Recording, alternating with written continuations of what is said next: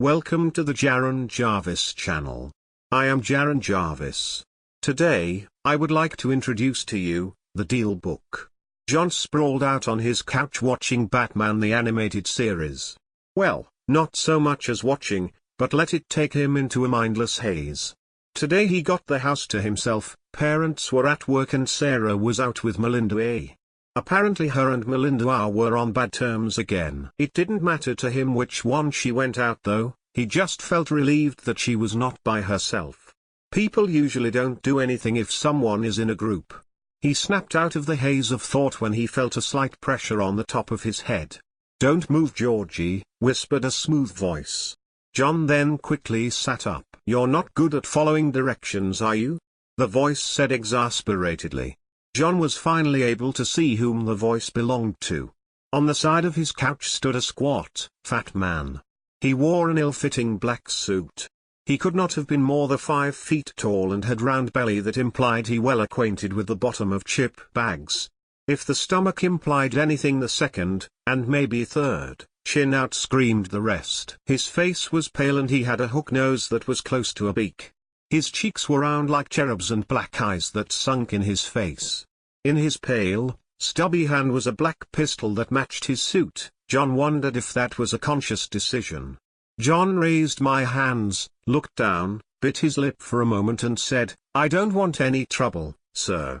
Please just take what you want and go." "Heh." "Oh please, Georgie, I'm not here for your knockoff Samsung TV, I'm here for little you." His smile reminded him of something he heard about chimps.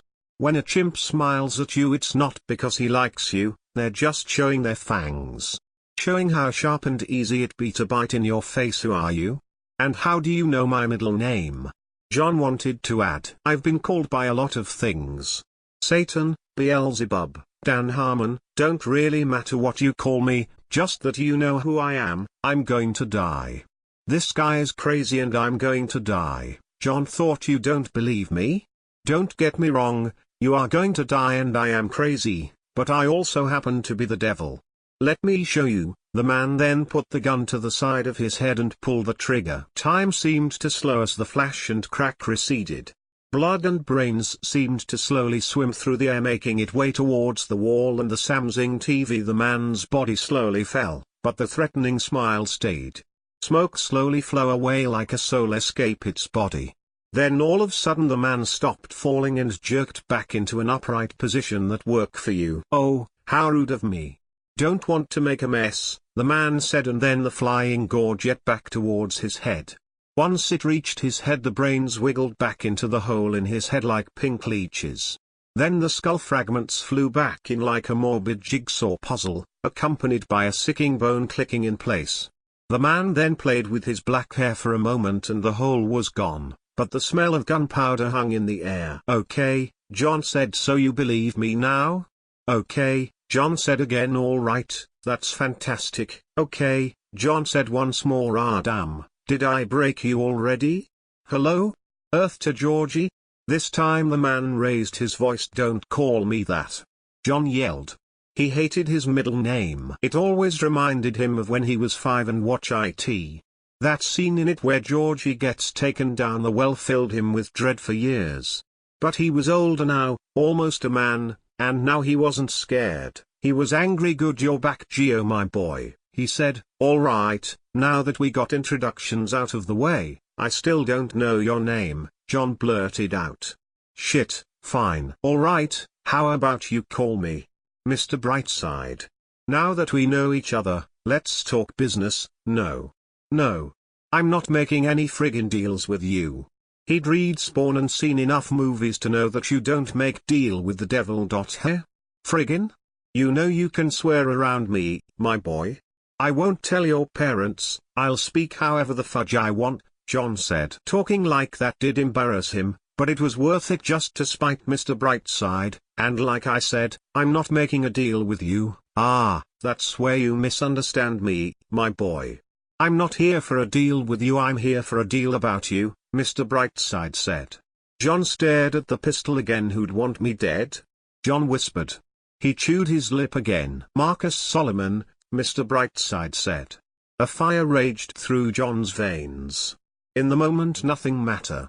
Mr. Brightside, the gun or the rest of the episode of Batman. All that was left was hate. He remembered the night that he met Marcus. It was a late night and he had to piss. He remembered how groggy he was and how he had the wall to guide him to the bathroom. He was ashamed that he was 12 and still scared of the dark. He was already on edge, and that's when he heard shuffling in Sarah's rooms. Part of him wanted to piss right there, another wanted to go back into his room and find a bottle, but he didn't do either. He went in to check on her. That's when he saw a dark form over his 10-year-old sister, trying to drag her limp body to the open window. John was never able to remember what happened next, but according to the cops he had let out a scream and attacked Marcus. That led to a struggle and Marcus falling out of a window. All John remembered was his mom calling the police, his dad coming into the room, and he was cradling his little sister. The paramedics had to tear her away from him to take her to the hospital. The doctors told us she had some dog tranquilizers in her and that she'd be fine, but a bit groggy when she woke up. She never told us what happened, but the police did. They told us how she had found someone on Facebook called Chad. They talked for a while. She insisted that she never told him where she lived, and she stopped talking to Chad after he asked for some pictures. She thought she was talking to a surfer looking 16 years old, not a 220-pound tub of shit. The police told us that Marcus was still on the ground next to the ladder he brought. He fucked up his back on the fall, and on him, they found shattered syringe, duct tape, a knife and a flask of whiskey. His intentions were obvious to John and, thankfully, the judge. Marcus got a scar over his eye and life in prison. John got anxiety and nightmares for the next 4 years. Sometimes at night, when the house was quiet and everyone was sleeping, John thought he could hear someone coming through the windows and he'd bite his lip bloody. Those nights fear would grip his throat and made him want to cry out, but most nights he hoped Marcus would come back to try to get Sarah. Because this time he would make sure that the fall would kill him. That thought of using his sis as bait tied his stomach into knots. He's in prison, John gritted through his teeth. Getting him out was part of the deal. So were you and your sister, he replied. John was about to get up, but felt something held him down. Whoa, calm down there, partner, let me go. John bellowed, listen, my boy. I want to help you. Mr. Brightside smiled. Why would you want to help me? John said, struggling less. Come on, I'm the devil, but even I hate pedos. His smile widened. How are you going to help me? Mr. Brightside smiled. All right, listen up. The deal's already made. No matter what, you're going to die, and he's going to meet your sister with no one around at Langley Park. But I never said when exactly you're going to die. I can give you 15 minutes and a gun. All you have to do is wait for her to start following him and then blow his brains out. Wait, why can't I get more time? Langley is across town, and why do I have to let him near my sister and my boy? This is the all I could do. I still need to abide by my deal with Marcus. You have to die. He has to be able to talk and convince her to follow him. No cops around, and this all got to be done by 12 p.m. I'd recommend you take your bike and make a shortcut through the woods. Now, the longer we talk, the less time I can give you. So what's it going to be? I'm going to die? John thought. He looked at the clock. It was 15 minutes to 12 and said, deal. Good, he replied and pointed next to John.